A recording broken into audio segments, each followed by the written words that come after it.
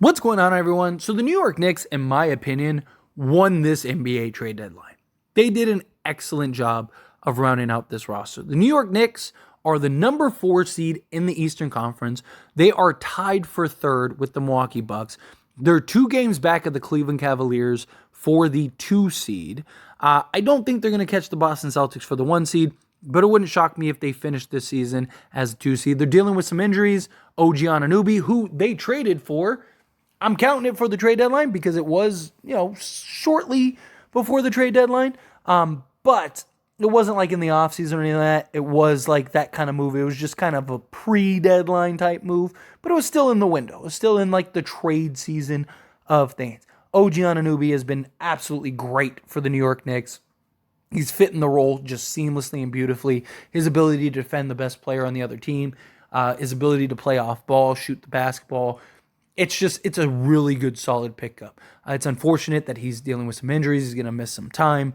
But this Knicks team healthy going into the playoffs is going to be extremely tough, right? Now, are they going to win a championship this year?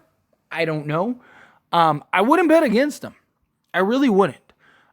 They, I think, already had a very good team, picked up OG Anunoby, got better, like immediately with him. They were like, before all these little injuries to Julius Randle and OG, they were playing like the best team in the league. They were just on fire. And you add that and the right momentum into the postseason, we've seen stranger things. I could see them at least getting to the conference finals. I mean, look, we've seen teams like Atlanta a couple years ago make it to the conference finals. You get a couple things to fall your way, couple dominoes and ping pong balls to fall your way, right? All of a sudden you're in the conference finals. I mean, look at what Miami had, a couple things. Again, Giannis gets hurt and it's like, oh, boom, we out of the first round, right?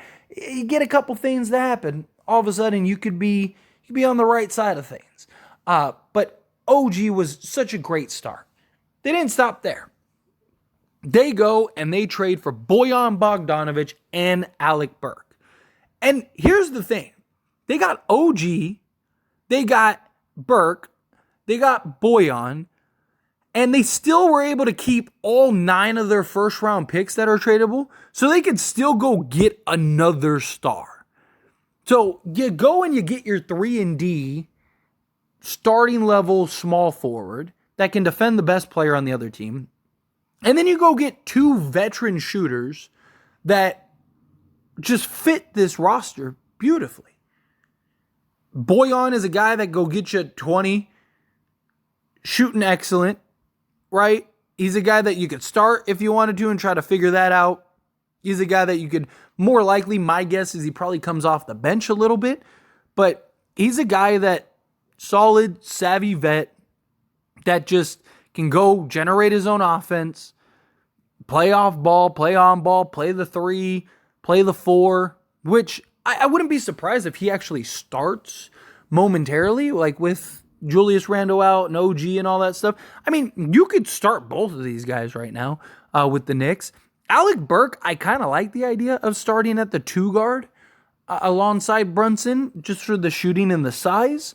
I know DiVincenzo's kind of been the guy, and we'll touch on that here in a moment. But look, this season for Detroit, Bojan, in 33 minutes a game, is shooting 47% from the field. He's shooting almost 42% from three-point range, 41.5% on 7.4 attempts. He's shooting 52% from 2-point range on 8 attempts and averaging 20 points, 3.5 rebounds, 2.5 assists, 1 steal, and will be nice and rounded up to half a block. That's beautiful. The Knicks basically just added a 20-point a game score. They didn't have to give up and sell the farm to go get these guys. And they also added, again, a guy in Alec Burks who, veteran, that can hit shots, create his own offense, play a little bit of defense. Not like some great elite defensive guy or anything like that, but, he has his moments, right? Guy that, with Detroit, 21 minutes per game, 40% from the field, but 40% from three-point range. That's great. On 6 attempts, So it gives you some real shooting, 13 points, 3 rebounds, 1.5 assists, half a steal, half a block. Again, just such solid, great pickups, in my opinion, for this Knicks team. And look, I am not a Knicks fan. If you're familiar with me, you're familiar with my channels, I'm a Laker fan, but I got to give credit where credit is due. The New York Knicks are having themselves a trade deadline and a season. And I really genuinely like these pickups. I think that these were just 3 absolute money pickups. And this is a team that not only is talented, but has a lot of depth, right? You got a lot of really great pieces alongside Brunson and Julius Randle. I'm still not super sold on, I know Knicks fans love Julius Randle. Well, some of them. Some of them are kind of hot and cold. I think that they need to upgrade Julius Randle, if I'm being honest. Because he can be really hot and cold at times, be a bit of a hothead. I think at times he can be like an on-court distraction because he kind of just it's an attitude thing, right? And his leadership and stuff, I just question that. But that's just me personally. Again, I know some Knicks fans feel otherwise. They love his passion. They love that the way he is about that. But regardless, you got, like I said, Jalen Brunson, Julius Randle, you got OG. On top of OG, you have now Alec Burke and Bojan Bogdanovic. You also have Mitchell Robinson. You also have Precious, Josh Hart, DiVincenzo. I mean, this is a team that's 7 to 8 guys deep. Hartenstein. They still have Sims, who has been solid for them. So, I mean, what else do you need? Assuming everyone's healthy come playoffs, you could literally go with the starting 5 of like Brunson, Burks, OG, Julius Randle, and Mitchell Robinson. That's a really good starting 5. And then you still have DiVincenzo, Josh Hart, Bojan Bogdanovic, Jericho Sims, and Hartenstein. I mean, you're literally 10 deep. You have shooting, you have size, you have versatility, you have hustle, you have defense, you have guard play, you have your superstar, you have your complementary pieces. I really like what we're seeing from the Knicks. The only team that I question, can they beat them, is the Celtics. I actually think the Knicks could beat Milwaukee, and I actually think the Knicks could beat the Cavs. So, outside of that, it's like the Celtics, to me. I don't know if the Knicks can beat the Celtics. I wouldn't be surprised if the Knicks are the second best team in the league, or not in the league, in the Eastern Conference. And I don't think that that's a far-fetched statement, right? To say that they healthy, again, fully healthy, right? So you got to get Randall back, you got to get OG back, and then obviously we need to see how these pieces fit and work and stuff. But just on the surface and the way that we've seen them play after the OG trade, and just thinking okay, you added Alec Burke and Bojan, 2 guys that you're asking them just to do exactly what they do. You're not asking them to come in and play a different role or have a different, all of a sudden you need them to be locked down defensive guys or something, or Alec Burke to play point guard or something. No, you're asking, dude, you know what you were doing in Detroit? Yeah, I need you to do the exact same thing here for us. So I think the transition will just be smoothless and easy. I think it's a really solid pickup for them.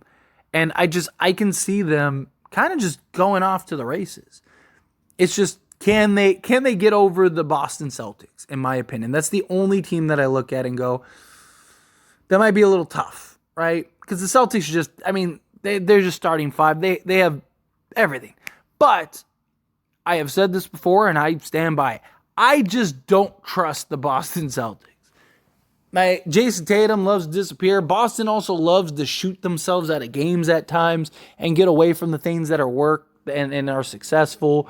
It's just, with the Celtics, it's one of those things. It's like every year they're there. Every year they're in the conversation, and then they just find a way to blow it. So it's just, do they do that again this year? But I think if Celtics play the way that they can play and the talent that they have, like if the Celtics play their best brand of basketball and the Knicks play their best brand of basketball, personally, I think the Celtics win. But I don't think it's that far off. I think the moves were perfect. I don't think I don't think they did too much, but I don't think they did too little.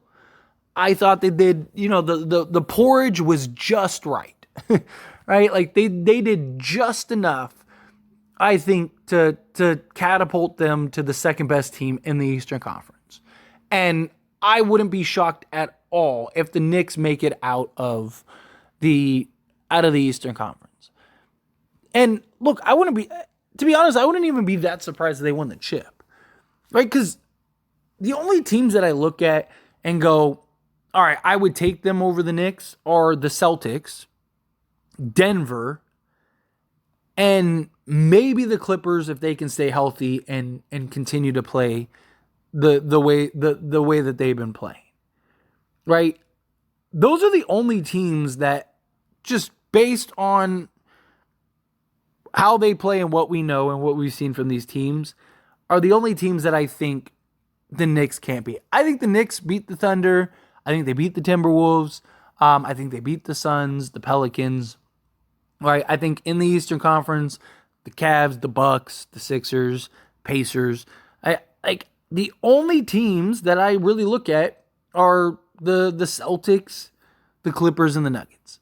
In no particular order, right? So, I think it's safe to say, again, personally, as a guy that's not a Knicks fan, outside looking in, that the Knicks are a real true contender. I think that they're one of the top 4 teams in the league. I do. I just think like I said, Denver, the fourth team, second in the East, and 4th overall, right? Give me Boston, Denver, Clippers, and then the Knicks. I'd probably put Denver first because they won the championship. So let's rephrase it. So Denver, Boston, Clippers, Knicks. But I don't think the Knicks are that far off. So anyway, as always, this is a discussion. Pass a question on you. Let me know your thoughts and opinions down in the comments below. What do you think? How do you feel? Do you agree with me? Do you think Knicks are second best team in the East? Do you think that they're a real contender now?